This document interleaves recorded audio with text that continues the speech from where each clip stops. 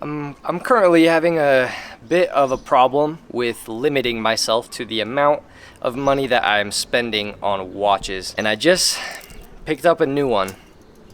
So let's talk about it. Whenever I find a really good deal on something, it is very hard. There's a beat. It is very hard for me to stop myself from buying it. Even if it's something that I don't necessarily feel that I need. If it is a good deal, I have to get it. This time, we ended with a Seiko 5 GMT. This just came out this year. I believe it was this year. This has the Seiko 4R34 movement, and I got the orange dial version of that watch. There's already 4 million videos on this watch, but I'd figure I'd just give my little 2 cents on it. The case size is, I think, 42.5 millimeters, but because of the lug to lug, I would say it feels like it wears like a 41. I would say it's decently thick. I would say it feels just a little bit thicker than my Omega Seamaster. The bracelet is cheap and flimsy, and you can hear it.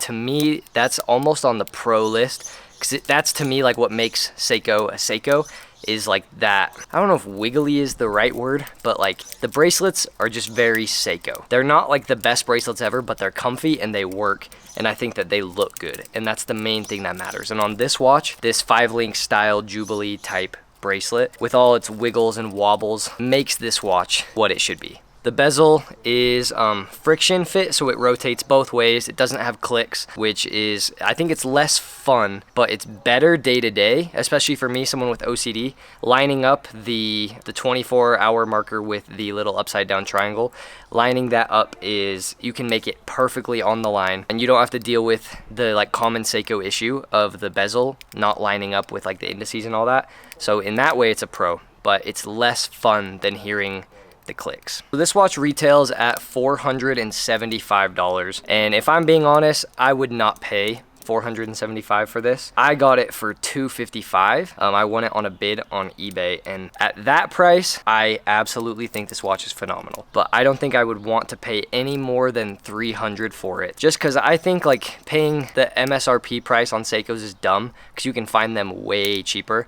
And at that cheaper price, I think Seikos are very hard to argue with, like how good they are. The accuracy is rated at, I think, plus or minus like 15 to 20, maybe even 30 seconds a day. The first day I wore this, it only gained 1.8 seconds, just like by my eyes testing. And then on the second day I wore it, it gained like 2, maybe 3 seconds. So it runs way better than Seiko will tell you. But I don't know, this is just a little update video talking about this, my new cool looking summer dial bashable watch. I think it's cool. If you can get it for a good deal, I'd say go ahead and get one. They're just nice, fun little watches, you know?